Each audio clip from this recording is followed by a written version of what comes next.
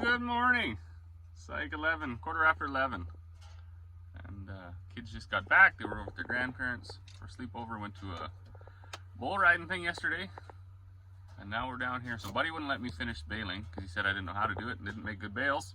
So him and Papa are going to finish the last little bit here.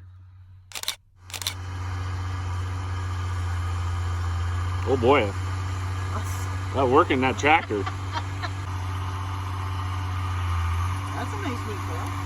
I know, I don't understand it. I guess I'm not a baler man.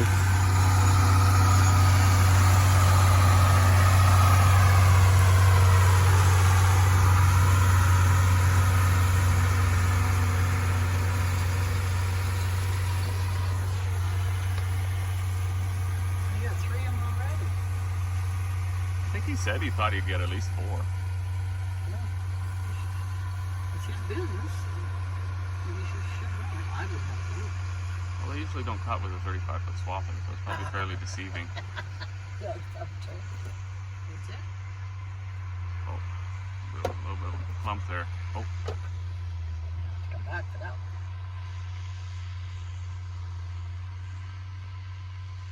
Or can you come back and clean up the field with it? I don't even know. Look, he didn't even make it that far.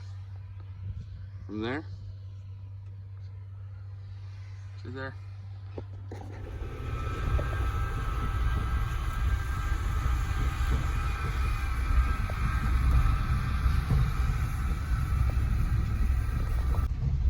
Well, that's that. So Buddy and Papa, they got this baled up. They got 4.5 bales. So that's kind of exciting. So it brings our total to 13 big bales and 1/2 a bale for 7 acres. Pretty excited about that. We don't really need it. We're joking that we probably have somewhere between 14 and 20% overage for what we actually need at 14 bales. So yeah, that's something else. And then I managed to get Dad to bring the telehandler down. He was going to go down and he was smoking a little bit. He was going to go down and pick some Saskatoons anyways, so that's on the way. So he can load these up. I do definitely, I can admit that these are way nicer bales than I made. So there is definitely an art to running a baler, that's for sure. Oh, and just like that, the 2024 haying season on the farm is a wrap. Last bale going on top. And we're done our mighty 7 acres.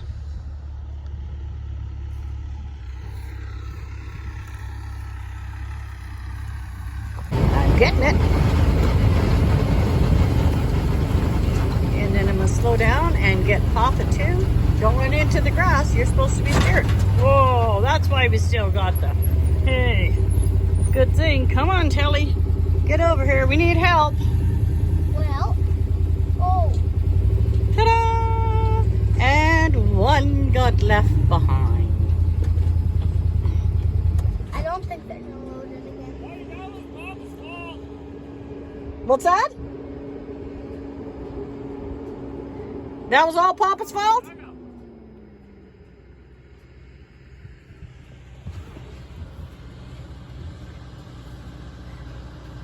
I wonder if Papa's just gonna keep it I on don't know. forks. Keep it on forks and take it on. That would be kind of fun. Who's this sendable? It's a good thing it didn't roll into the dugout. That would have been funny.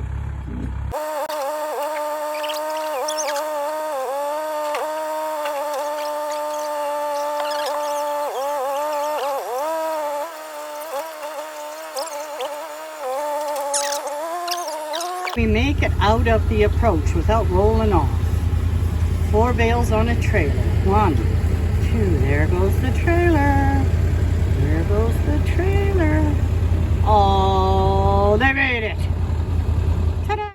Well, good morning. So we had a little bit of a slower weekend, but we do know that harvest is right around the corner. All those peas have been swathed for a little over a week now. Or what? I caught them on the 6th, 5th, 6th. So just a week now, I guess. So they're going to be ready in the next day or two, I think. This hammer mill We lost a bearing in the back. Not a big deal. Corey's going to pick one up for me today. But also, strangely enough, I come out one morning and this tractor just needed to be boosted. After what, all season of not. So these batteries, well, I guess since 2021 we haven't had to boost it since we put these new batteries in it. So there's one thing I found that's been quite a blessing in the battery world, and that's these kind of smart-ish chargers or maintainers. So these 4440s have two 6-volt batteries in. Pretty sure the stupidest system in the world, but these electrical engineer type people will tell you, oh, it's way better because you get more amp hours or capacity or whatever. Anyways, I think it's probably one of those things that on paper it works. In theory it works. In real life it doesn't really work.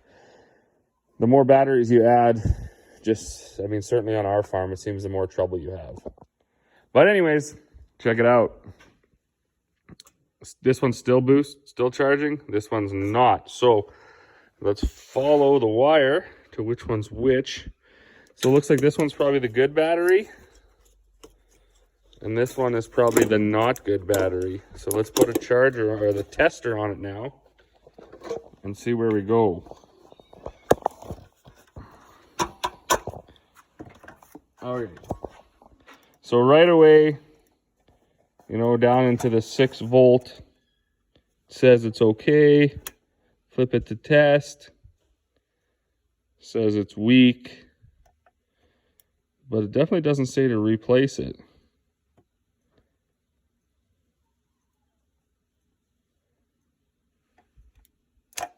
Just says okay to weak. And then we'll go back over to here to this one. Now this is the one that was good. Seems to be doing about the same thing. So let's they were both on the charger overnight. The one didn't get, well, it didn't get charged, right? So let's assume that it's possibly no good. But in order to make sure, and due to the fact that it doesn't really matter to me if that tractor needs to be boosted every once in a while, the batteries aren't that hard to change. I'm gonna just put them back in. So I'm gonna clean up the wires, clean up the terminals, and then I'll be able to check the alternator. Last I looked, the alternator was doing its thing, but of course that might not be the case. Might be something wrong with the alternator, could be something wrong with the starter, could have been just bad wire connections too. So the batteries look like they're okay, maybe a little bit weak, but they do look okay. Other than that, we got one bin delivered on Saturday, and then he was going to bring the other one today. Those we picked up at an auction sale. And then these sheets, they were protective sheets, came on our bin packages.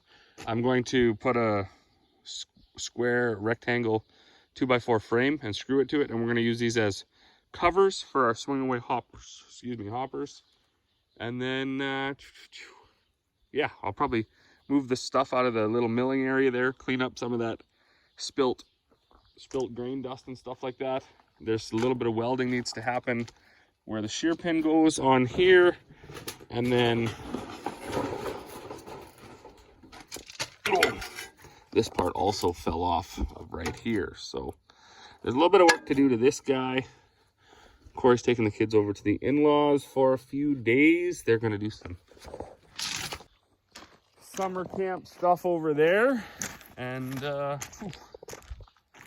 did talk to the blasting guy the other day. So Carl's been sitting there all sad and everything with a new starter with nothing to do. Sounds like Super Bees could be done this week.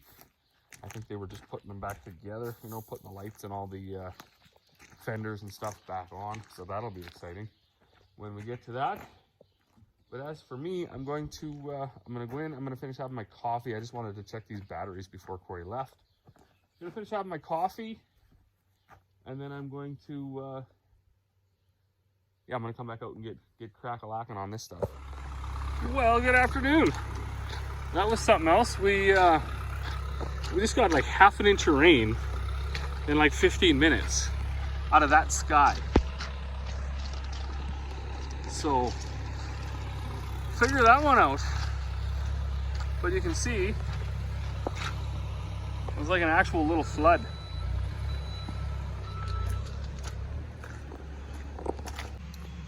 And it is still drizzling a little bit. Not too bad though. So I guess, I'm pretty sure I know the answer, and it's probably a hard no. But do crops, when they're so close like ours are, do they benefit from like a rain now? Like any water at all? Because Corey was at the hardware store this morning picking up a bearing. And there was actually a guy in there talking. He said, oh, you guys are lucky out your way. You know, you got a little bit of rain yesterday. You're going to get some more today. That'll help your canola. But, I mean, our canola is so burnt up that, like, nothing's going to help it. I mean, there are, the most of the cereals, the oats, the wheat, the barley, I mean, it's not ready yet, right? We tried our peas. They wouldn't even test. They were close, but, you know, they were still off of the chart. So, and of course, it's not going to help the peas that we have swamped, that's for sure. So I'm just curious to know, does a little bit of water this late, does it help things finish off when they're like 98% done? Anyways, I got to tie up this bag, and then we'll most likely head in and have a little bit of, take a break. We'll have a piece of pie and a cup of coffee or something. Let things drip off, dry off, and we'll go from there. We just got to load up this guy's bag and throw molasses, and see, maybe put my mix mill back together. Well, good morning. Corey was up hollering at coyotes to let go of turkeys. So there's some shrapnel there, but apparently the turkey did survive. Left a few feathers behind. So we gotta be on the guard for that. Always on the watch. We've been plugging along pretty good here the last few days, getting like quite a bit of stuff done. So Corey's got all the grain trucks washed out, cleaned out. We're still waiting on word from our local sandblaster. Super Bees, I think, are almost done. Actually the same guy that hauled our wheat to town, he's got a bin moving trailer. So he moved these bins home for us. We picked these up at an auction sale. Corey did actually take the 9610 out yesterday and make a swipe in the peas here. See if they're ready to go. They are not. And we've been putting bin full sensors on augers. Whoops. We've been fixing, well, I shouldn't say we. Dad's been fixing headers. So he got the other header done. This one is backed in here. He's got to go through this one. We put a new carb on that little auger motor over there. That's done. And then, of course, Corey's been straightening up quite a bit, as much as she can in here along these shelves. We're going pretty heavy into the Milwaukee business here. These things are a game changer. Dad left this one in the lawnmower up against the exhaust, so that's melted. But yeah, anyways, things are good. I got to clean this up. This was all wet. It rained yesterday. So the bucket I had out behind my hammer mill full of tools filled up with water. It rained probably, say, 3/4 tenths, like in about 10 minutes. And it rained a little over half an inch in probably half an hour yesterday. So everything's very wet. It was like there was pools of water all over here. But my greatest success here yesterday was getting this all back together, and I think it's going to be quite a bit better, quite a bit different than it was for sure. One thing I noticed, they must not have used a heavy chain here, and I do, but when this shear bolt, whatever, you know, this drive goes around, it was actually fetching up on the chain. So it was prematurely wearing out the chain, and then it was going bang, bang, bang, bang, bang. Anyways, it's all adjusted, all tight. This bearing behind here is new. We had a little bit of welding to do down on that drive. And then underneath here, this is your fan, your blower effectively for the hammer part of the hammer mill. this metal plate right here had actually fallen right off. So the rivets wore out and everything, and it fell right off. So there's a big hole there, which is why it was getting so dusty all the time. So I took a piece of baler belting and I cut it, and I just covered it in silicone, and I stuck it on there, put this metal plate around there just as a rigid holder, I suppose, and then ratchet strapped it up till the silicone sets up good. So hopefully things are better than they were 3 days ago. That's all we can ever hope for. I had taken these batteries out and charged them. I don't know. We'll see if the tractor starts, I suppose. If it doesn't start right now, then we know we got bigger issues with our batteries.